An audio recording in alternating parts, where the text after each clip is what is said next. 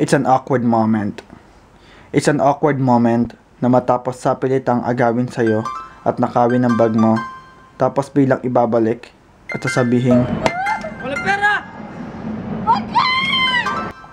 It's an awkward moment na matapos isigaw pangalan niya, habulin at yakapin siya, tapos yun pala'y, Excuse me, do I know you?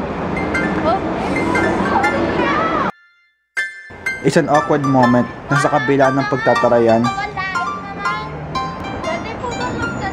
sa kanya ka pa rin hihingi ng tulong.